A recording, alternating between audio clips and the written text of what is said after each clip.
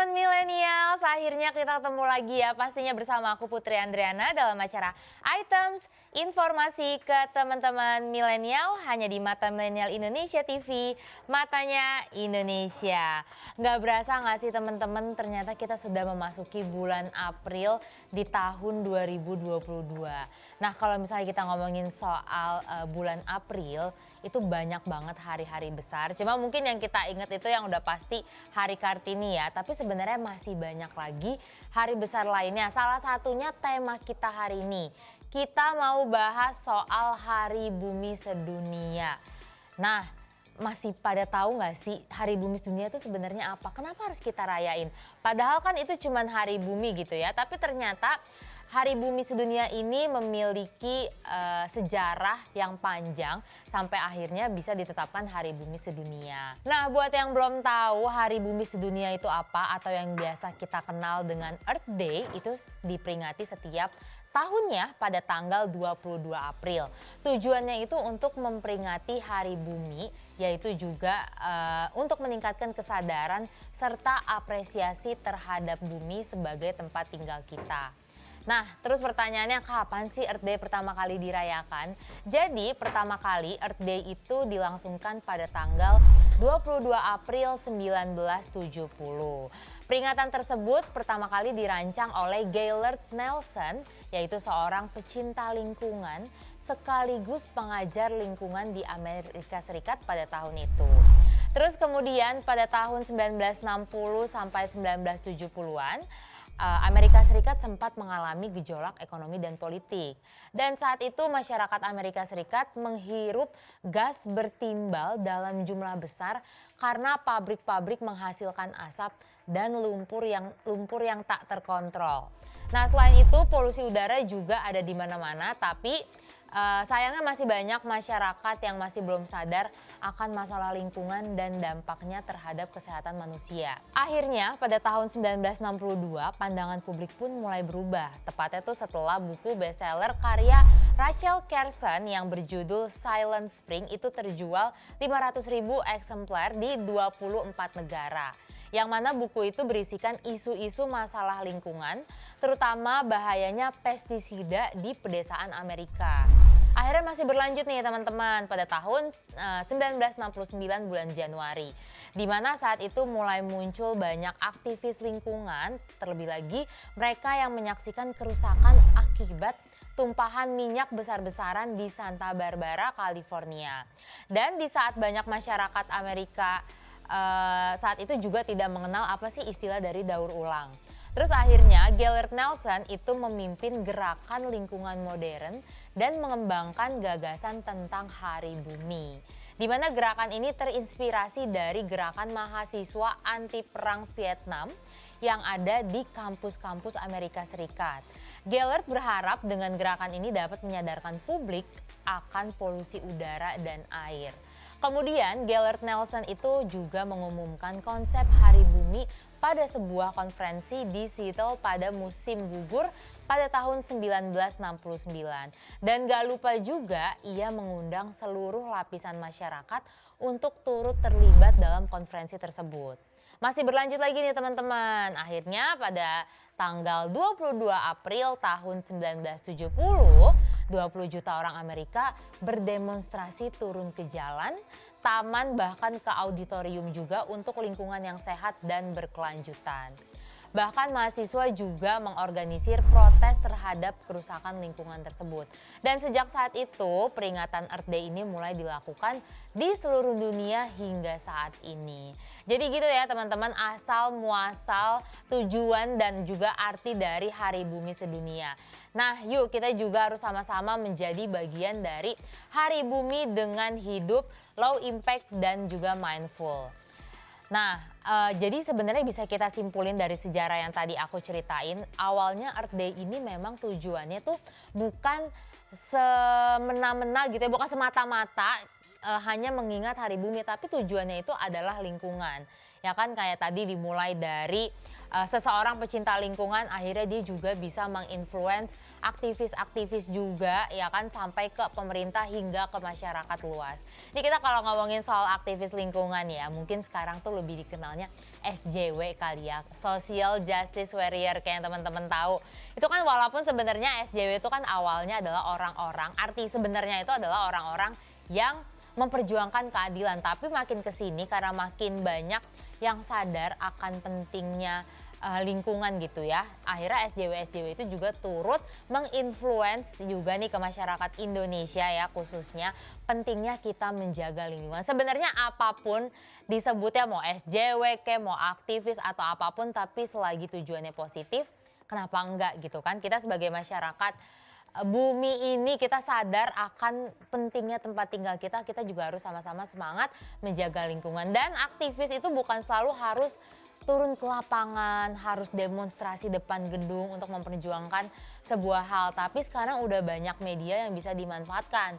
Salah satunya juga media sosial, ya kan, yang bisa dimanfaatkan oleh para aktivis lingkungan untuk menginfluence masyarakat Indonesia, apalagi generasi milenial, untuk terus menjaga lingkungan supaya bumi ini tetap sehat, tetap utuh sampai ke keturunan-keturunan kita nanti, sampai ke generasi kedepannya. Jadi kita nggak boleh egois, mikirin saat ini aja, ya kan, saat kita hidup, tapi nanti generasi ke depan biarin aja dia nikmatin bumi yang udah hancur itu kan jangan ya, kita harus sama-sama peduli gitu teman-teman. Nah sebenarnya kalau ngomongin Hari Bumi Sedunia itu bukan hanya memperingati, tapi banyak juga cara untuk merayakannya ya kan. Gimana sih kita celebrate Earth Day ini tuh sebenarnya banyak banget caranya dan tidak ada budaya yang pasti. Begini loh kalau Earth Day kita harus begini, sebenarnya nggak ada.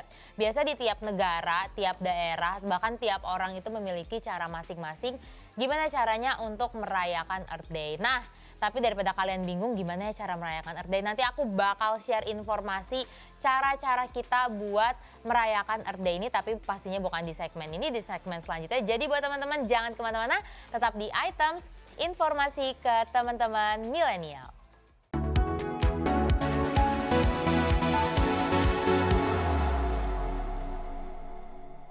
Hai teman-teman milenials, masih bersama aku Putri Andriana tentunya di Items, informasi ke teman-teman milenial. Dan kita melanjutkan perbincangan kita di segmen sebelumnya soal Earth Day. Tadi aku udah janji, aku bakal share informasi ke teman-teman gimana sih tips sederhana. Ingat ya, sederhana, jadi pastinya nggak susah buat kita menjaga kelestarian bumi. Karena memang kalau kita ngomongin soal bumi itu kan kayaknya berat banget gitu ya, apalagi menjaga kelestarian bumi. Padahal sebenarnya kita bisa loh menjaga dengan melakukan hal-hal sederhana yang bisa kita terapkan di kehidupan sehari-hari. Nih yang pertama contohnya, jangan membuang sampah sembarangan. Karena membuang sampah tidak pada tempatnya itu pastinya akan mengotori lingkungan dan berdampak pada ekosistem di sekitarnya. Selain itu, sampah yang tercecer itu juga akan sulit terurai. Terus pada akhirnya akan terbawa ke lautan dan membahayakan hewan-hewan di sana. Nanti hewan-hewan di laut itu akan mengkonsumsi karena mereka tuh akan ngira itu makanan padahal itu sampah. Nah hal tersebut itu dapat membuat banyak hewan laut mati akibat terjerat sampah terutama plastik. Jadi memang penting banget nih kita nggak boleh buang sampah sembarangan. Selain kita melestarikan lingkungan, kita juga melestarikan hewan-hewan yang ada di laut supaya mereka tidak punah gara-gara makan sampah kita. Nah terus tips yang kedua ini masih berhubungan dengan sampah. Kalian bisa mendaur ulang sampah karena memang tidak semua sampah itu harus selalu dibuang. Ada beberapa sampah yang bisa kalian manfaatkan kembali atau kita daur ulang. Cara yang paling sederhana yang bisa kalian coba yaitu dengan menggunakan kaleng atau botol plastik bekas sebagai pot tanaman. Dan nggak cuma itu aja, beberapa sampah anorganik atau yang tidak bisa terurai itu juga bisa kita daur ulang. Contoh sampah anorganik itu kayak misalnya plastik, kertas, terus logam. Apalagi kan sekarang anak-anak kreatif ya, banyak kayak di YouTube, TikTok, kita bisa contoh tuh gimana sih kita memanfaatkan kertas jadi sebuah kreasi. Bahkan gak sedikit juga ya remaja-remaja saat ini tuh menjadikan karyanya itu di jualan mereka gitu. Akhirnya menguntungkan bukan hanya lingkungan tapi juga bisa menambah pendapatan. Terus ini penting banget nih, tapi kayaknya ini susah sih ya dilakuin cewek-cewek, yaitu dengan mengurangi belanja online. Siapa sih yang nggak suka belanja online ya kan? Apalagi mesen makanan secara online. Sebenarnya praktis sih, tapi kalau misalnya kita keterusan itu pasti akan berdampak pada pencemaran lingkungan. Nih perlu kalian tahu ya, Indonesia itu merupakan negara penghasil sampah plastik nomor 2 di dunia berdasarkan studi McKinsey & Co. dan juga berdasarkan studi dari Ocean Conservancy. Nah, jadi mulai dari sekarang kalau kalian mau beli sesuatu itu pastikan kemasan yang digunakan itu adalah kemasan yang ramah lingkungan. Setahu aku tuh sekarang udah banyak banget ya plastik-plastik yang ramah lingkungan itu biasanya bahan dasarnya tuh dari singkong atau misalnya pakai paper. Jadi mereka tuh gampang terurai gitu ya dibandingkan plastik yang harus beribu-ribu tahun. Terus cara lain lagi yaitu matikan lampu dan alat lain saat tidak digunakan. Sebenarnya nggak cuma lampu aja, tapi kalian juga harus menghemat pemakaian listrik lainnya saat tidak sedang digunakan. Kadang-kadang tuh kita nggak sadar, kita masih sering lupa kan mematikan listrik. Pas kita udah tidak menggunakan, biasanya kayak kita pergi ya kan, atau kita kayak keluar kamar di ruang tamu lama tapi kita tuh lupa matiin lampu di kamar. Nah kalian tuh sebenarnya sadar gak sih masih banyak banget loh daerah-daerah di Indonesia yang belum memiliki akses penuh terhadap listrik. Jadi makanya mulai dari sekarang kita harus menghemat listrik karena pemakaian listrik yang berlebihan itu justru berdampak pada pemanasan global atau global warming. Ini bahkan kalau nggak salah ya di beberapa tahun lalu gitu yang aku inget itu banyak tuh ada hari cara kayak campaign di sosial media, bahkan itu secara global untuk memperingati Earth Day kita harus mematikan lampu dari jam berapa sampai jam berapa. Itu menurut aku keren banget sih, meskipun kita mati lampu misalnya cuma 2 jam atau 3 jam tapi sebenarnya itu kayak membantu menyadarkan masyarakat di bumi ini kalau mematikan listrik itu penting. Terus masih ada tips lainnya yaitu selain menggunakan listrik secukupnya, kalian juga harus menggunakan air secukupnya. Ini harus banget ya guys kita menghemat air karena dengan pemakaian yang tidak terkontrol itu dapat menyebabkan berkurangnya air bersih dan dapat mengancam kehidupan di bumi. Ya meskipun kita tahu air itu sangat berlimpah dan kayaknya nggak habis-habis, tapi kita juga perlu memakainya dengan bijak. Karena yang membutuhkan air itu bukan hanya manusia saja, tapi ada juga tumbuhan dan juga hewan. Nah kalau misalnya kita tidak menghemat, kita akan mengalami krisis air bersih yang mengakibatkan bencana kekeringan di mana-mana. Ngeri banget gak sih? Aku tuh kayaknya gak bisa deh hidup tanpa air. Maksudnya kayak bukan cuma minum aja, tapi kayaknya segala aktivitas itu butuh air. Apalagi belakangan ini pandemi kita harus dikit-dikit cuci tangan, dikit-dikit mandi gitu kan. Bayangin kalau misalnya kita krisis air serem banget. Jadi mendingan kita menghemat dari sekarang gitu kan. Nah terus ada lagi tips lain yaitu menanam tanaman di rumah. Jadi buat kalian nih yang hobi menanam tanaman itu banyak banget manfaatnya. Bukan hanya menjernihkan udara tapi juga bisa menyediakan rumah bagi makhluk hidup lainnya. Rumah juga bisa jadi lebih asri, lebih dingin dan juga sejuk kalau misalnya kalian punya banyak tanaman di rumah. Terus ya kalau misalnya kalian menanam tanaman di rumah itu juga udah banyak nih dilakukan oleh masyarakat ya kan. Dan pastinya hal tersebut membuat iklim di bumi akan lebih terjaga dan dapat terhindar dari pemanasan global. Setuju banget, apalagi sekarang banyak banget tanaman-tanaman yang lucu mulai dari yang murah sampai yang mahal. Ya kan public figure juga udah banyak nih yang bergeser hobinya jadi mengoleksi tanaman. Terus ada lagi ini tips kayaknya yang sederhana tapi ini penting banget yaitu membawa botol minum sendiri. Nah kalian nih salah satu orang yang suka beli minum kemasan gak sih? Boba, kopi-kopi kekinian gitu kan. Daripada kalian boros ya kan beli air kemasan terus. Yuk mulai dari sekarang kita membawa botol minum sendiri. Karena dengan membawa botol minuman sendiri kalian itu bisa bebas mengisi ulang botol dengan air tanpa harus takut menghambur-hamburkan sampah plastik dan yang pasti juga hemat budget. Ini penting banget, ini hal simple ya, tapi sangat berpengaruh terhadap lingkungan. Terus ada lagi tips lainnya yaitu kurangi berkendara dan perbanyak jalan kaki.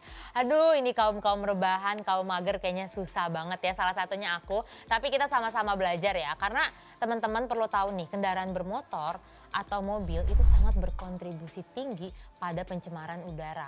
Alih-alih berpergian dengan kendaraan pribadi, ada baiknya kalian menggunakan kendaraan umum, sepeda, atau kalau misalnya rumah kalian dekat dengan tempat kerja atau sekolah atau tujuan kalian lah, itu juga lebih baik kalian bisa jalan kaki. Sekalian olahraga juga ya kan, jadi bisa bikin tubuh kita lebih sehat. Kalau misalnya jalan kaki itu juga selain bikin kita sehat, terus juga ramah lingkungan, itu buat kalian yang pengen nurunin berat badan gitu ya, pengen diet, jalan kaki tuh minimal 30 menit sehari aja itu bisa membantu kita menurunkan berat badan. Bahkan juga bisa membantu mengurangi polusi udara. Terus tips lainnya lagi, kalian bisa buat kompos dari rumah. Pastikan setiap rumah tangga tuh punya sampah yang menumpuk ya kan. Nah itu tuh jangan langsung dibuang, itu bisa kalian kumpulkan terus bisa kalian jadikan pupuk kompos. Nih relate nih ke hobi yang tadi menanam tanaman di rumah, dari sampah bisa dijadikan pupuk kompos ya kan, terus bisa digunakan untuk menanam tanaman. Jadi double combo tuh ya kan, kita menyelamatkan lingkungan. Terus kalian juga bisa memanfaatkan sampah-sampah yang organik ya, khususnya untuk pembuatan kompos tersebut. Pengomposan dengan sampah rumah tangga itu dapat membuat tanah rumah menjadi lebih subur. Apalagi ya kan yang rumahnya tuh punya taman besar, punya berbagai macam tumbuhan, itu bisa ngebantu banget kalian daripada beli pupuk harganya lumayan, tapi dari sampah kalian bisa diolah menjadi pupuk, itu keren banget sih. Nah gimana nih teman-teman, dari beberapa cara yang tadi sudah aku sampaikan, kira-kira mana nih yang kalian sudah mulai coba? Kalau aku sih jujur ya, belum semua tips yang tadi aku sampaikan udah aku lakuin, tapi setidaknya aku udah mulai belajar nih dikit-dikit, terutama mengurangi sampah plastik. Kayak misalnya kalau aku pesan online, pesan makanan online atau pesan barang online itu biasanya aku note ya kan, tolong jangan pakai plastik, apalagi kalau kita pesan barang online tuh kayak sekarang bubble wrapnya tuh sampai tebel banget berkali-kali lipat tuh, aku langsung ngebayangin habis ini aku buang sampahnya dan ratusan ribu memakai bubble wrap itu. Aduh, aku nggak kebayang segimana tumpukan sampahnya, tapi ya udah kita sama-sama belajar, sama-sama saling mengingatkan juga ke lingkungan sekitar kalau misalnya kita penting menjaga lingkungan. Gitu teman-teman, seru banget ya ternyata kita ngomongin Earth Day, banyak banget tips yang bisa kita lakuin untuk menyelamatkan bumi, kita juga sama-sama semangat. Nah masih ada lagi informasi tentang Earth Day yang mau aku sampaikan, tapi di segmen selanjutnya ya aku mau break dulu. Jadi buat teman-teman terus saksikan Items, informasi ke teman-teman milenial.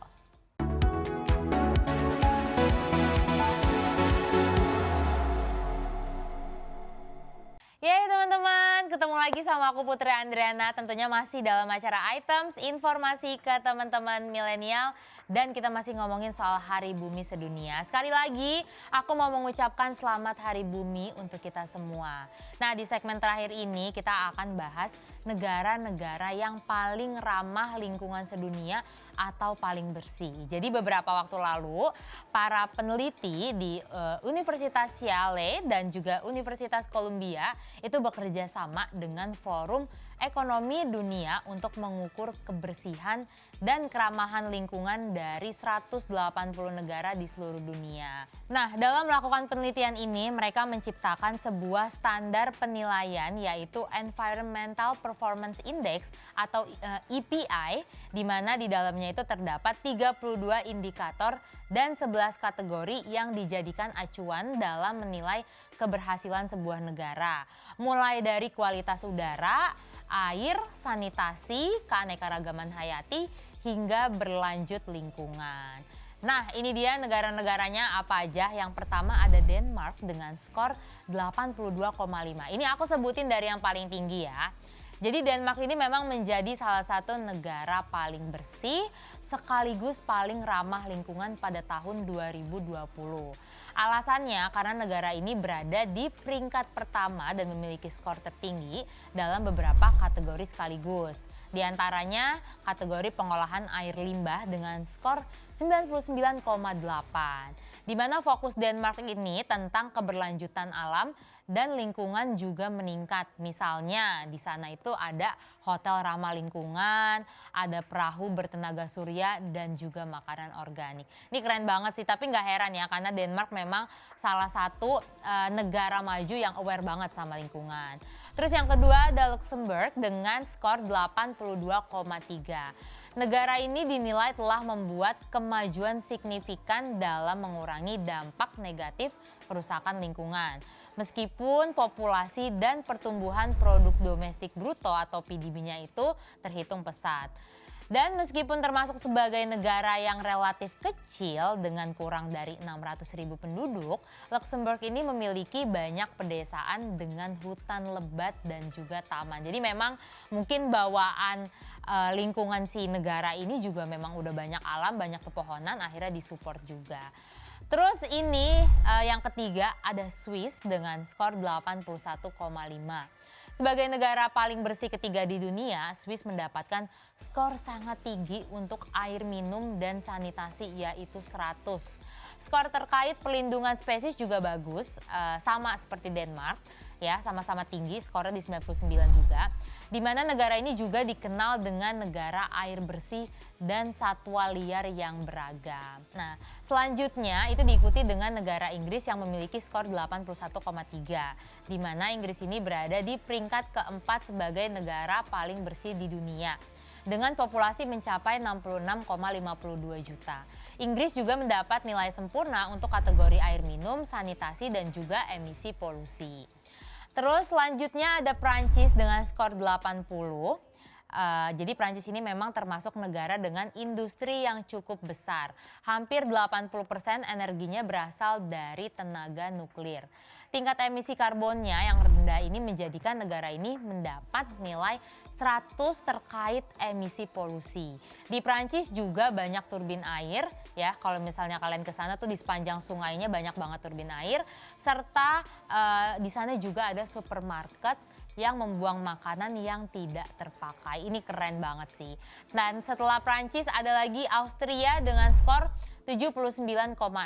Austria ini dikenal sebagai negara yang memberlakukan aturan paling ketat soal penggunaan pestisida dan juga pupuk. Selain itu, standar Austria soal tingkat polusi udara, bahan kimia, dan pengelolaan limbah juga disebut paling ketat se-Eropa. Bahkan 2/3 wilayahnya masih ditutup oleh hutan dan padang rumput yang masih terjaga. Tapi ini aku setuju banget ngomongin soal regulasi yang ketat ya. Sebuah negara menurut aku selain memang dia harus disupport sama alamnya, disupport sama regulasinya juga, tapi pemerintahnya juga mesti konsisten. Jadi segala sanksi, segala aturan itu diberlakukan dengan ketat. Percuma kalau diresmikan tapi tidak diberlakukan secara ketat gitu. Terus selanjutnya ada Finlandia dengan skor 78,9. Nih kalau ngomongin soal Finlandia, terus soal kesehatan lingkungannya itu ada di peringkat pertama dengan nilai 99,3. Selain itu untuk kualitas udara, Finlandia juga memperoleh skor 98,8. Dan dalam aspek sanitasi, air minum dan paparan logam berat, negara ini mendapatkan skor yang sempurna. Wow, keren banget, berarti 100 ya. Terus selain Finlandia, ada juga Swedia dengan skor 78,7. Swedia ini dikenal sebagai negara emisi karbon dioksidanya yang rendah. Negara ini juga lebih berfokus pada alam dan telah meningkatkan penghijauan di seluruh negeri sekaligus melestarikan ribuan hektar hutan. Jadi emang nggak salah kalau negara Swedia ini dinobatkan sebagai negara paling bersih ke-8 di dunia. Terus yang ke-9 ada Norwegia dengan skor 77,7. Norwegia ini berhasil mendapatkan skor sempurna untuk sanitasi dan air minum, serta skor 97,9 untuk kualitas udaranya. Penggunaan energi listrik di negara ini juga memakai energi terbarukan sebesar 97%. Bahkan pada akhir tahun 2020 saja pemerintah Norwegia ini menargetkan penurunan emisi gas rumah kaca sebesar 30%. Terus selanjutnya diikuti oleh Jerman dengan skor 77,2. Sebagai negara yang paling bersih ke-10 di dunia sekaligus dikenal sebagai negara maju dalam bidang teknologi, Jerman mendapatkan skor 77,2 dan saat ini diketahui negara tersebut sedang menuju tahap revolusi energi terbarukan dengan meningkatkan keramahan lingkungan melalui inisiatif hijau dan investasi dalam keberlanjutan. Ini memang sih kalau kita ngomongin soal lingkungan gitu ya, selain disupport sama pemerintahnya, ya kan, selain sama masyarakatnya, tapi juga teknologi yang saat ini berkembang itu juga ngebantu banget. Meskipun ya Indonesia belum menjadi salah satu negara yang tadi aku sebutkan, tapi kita sama-sama berdoa semoga suatu saat nanti Indonesia bisa jadi salah satu negara yang paling bersih di dunia. Soalnya aku ngeliat belakangan ini Indonesia juga sudah mulai aware ya dengan isu-isu lingkungan ini. Akhirnya banyak juga tuh memanfaatkan teknologi-teknologi dari luar negeri, salah satunya kayak Jerman tadi itu sudah diterapkan di Indonesia. Terus banyak juga kayak kendaraan-kendaraan yang ramah lingkungan, karena memang Indonesia nih sebenarnya masih belum bisa lepas dari kendaraan gitu ya. Akhirnya kita masih mau nggak mau masih pakai bensin, masih pakai bahan bakar minyak yang akhirnya menimbulkan polusi udara. Tapi semoga kedepannya itu kayak kendaraan-kendaraan yang ramah lingkungan itu bisa dimanfaatkan ya kan secara optimal, khususnya buat masyarakat Indonesia yang membutuhkan kendaraan. Oke teman-teman, jadi kita sama-sama semangat. Sekali lagi aku mau ngucapin selamat Hari Bumi Sedunia buat teman-teman, buat kita semua ya, bukan Indonesia aja tapi seluruh dunia. Semoga semakin ke depan bumi dan lingkungan semakin terjaga. Jadi itu informasi-informasi yang bisa aku kasih ke teman-teman soal Earth Day, tapi masih banyak informasi lainnya yang bisa aku kasih tapi di episode lainnya. Jadi buat teman-teman terus saksikan Items, informasi ke teman-teman milenial hanya di Mata Milenial Indonesia TV, matanya Indonesia. See you!